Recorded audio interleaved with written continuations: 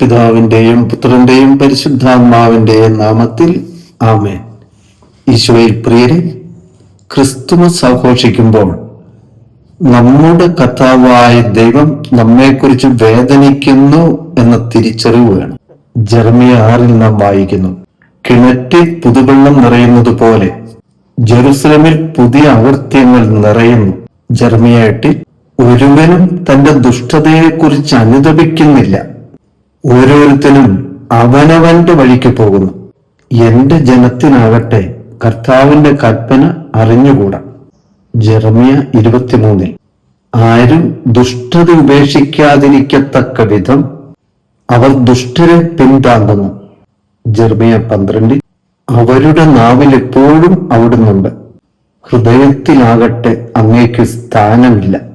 Jeremiah 14, കാലുകളെ അവർ നിയന്ത്രിച്ചില്ല, അതുകൊണ്ട് അവർ കർത്താവിന് സ്വീകാര്യരല്ല.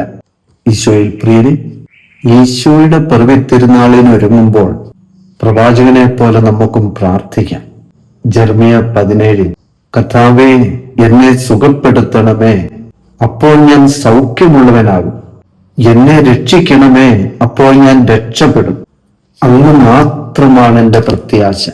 ദൈവജനമേ, തന്റെ കുമാരന് അമ്മയായി ദൈവം തെരഞ്ഞെടുത്ത മറിയത്തിന്റെ പ്രത്യേകതകളിൽ ഒന്ന് അവൾ കന്യകയായിരുന്നു എന്നതാണ്.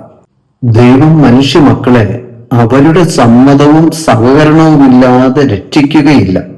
ദൈവത്തിന്റെ ദാസിയായി തന്നെ സമർപ്പിക്കുകയും രക്ഷകനെ പ്രതീക്ഷിച്ചിരിക്കുകയും ഹൃദയപൂർവ്വം പൂർണ്ണ മനസ്സോടെ സ്വാഗതം ചെയ്യുകയും ചെയ്യുന്ന യുവതിയാണ് ദൈവമാതാവാകുക എന്ന് പ്രവാചകനിലൂടെ കർത്താവ് പറയുന്നു. യെശയ്യാ പ്രവാചകന്റെ പുസ്തകം 7-ാം അധ്യായത്തിൽ വായിക്കുന്നു, തന്റെ ജനത്തിന് കർത്താവ് നൽകുന്ന അടയാളം, യുവതി ഗർഭം ധരിച്ച് ഒരു പുത്രനെ പ്രസവിക്കും, അവൻ ഇമ്മാനുവേൽ എന്ന് വിളിക്കപ്പെടും. ആ യുവതി കന്യകയായിരുന്നു എന്നും അവളുടെ പേര് മറിയം എന്നായിരുന്നുവെന്നും വചനം പറയുന്നു. വിശുദ്ധ ലൂക്കായുടെ സുവിശേഷം 1 നാം വായിക്കുന്നു, 6-ാം മാസം ഗബ്രിയേൽ ദൂതൻ ഗലീലയിൽ നസ്രത്ത് എന്ന പട്ടണത്തിൽ ദാവീദിന്റെ വംശത്തിൽ ജോസഫ് എന്നു പേരായ പുരുഷനുമായി വിവാഹ നിശ്ചയം ചെയ്തിരുന്ന കന്യകയുടെ അടുത്തേക്ക് ദൈവത്താൽ അയക്കപ്പെട്ടു. അവളുടെ പേര് മറിയം എന്നായിരുന്നു. ദൈവജനമെ, പ്രവാചകർ സൂചിപ്പിക്കുന്നു, രക്ഷകനായ ദൈവത്തെ കന്യകയായി ഇസ്രായേൽ സ്വീകരിക്കുമെന്ന്. അതായത് രക്ഷകൻ ആഗതനാകുമ്പോൾ കന്യകാ ജനമാണ് അവിടുത്തെ സ്വീകരിക്കേണ്ടത് എന്ന് വെച്ചാൽ, കർത്താവിന് തങ്ങളെ തന്നെ വിശുദ്ധീകരിച്ച് പൂർണ്ണമായും പ്രതിഷ്ഠിച്ചവർ.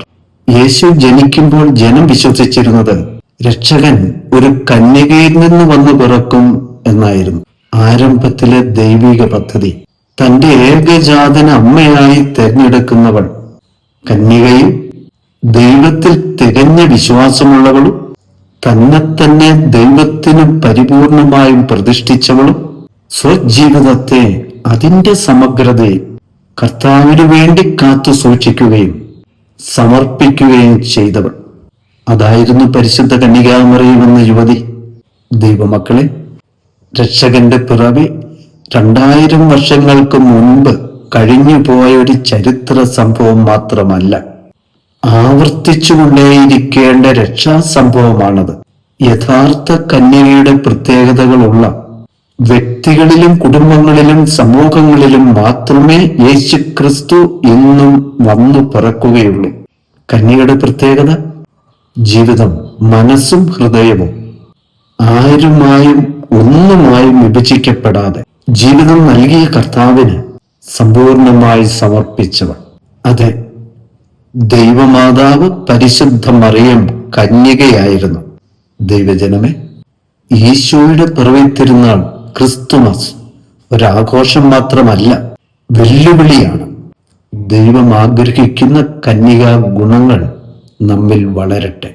നാം അനുഗ്രഹീതരും രക്ഷകന് വന്നു പിറക്കാനുള്ള, ഈശോയ്ക്ക് വന്നു പിറക്കാനുള്ള ഇടങ്ങളുമായി മാറട്ടെ. ഈശോ മിശിഹായ്ക്ക് സ്തുതിയായിരിക്കട്ടെ.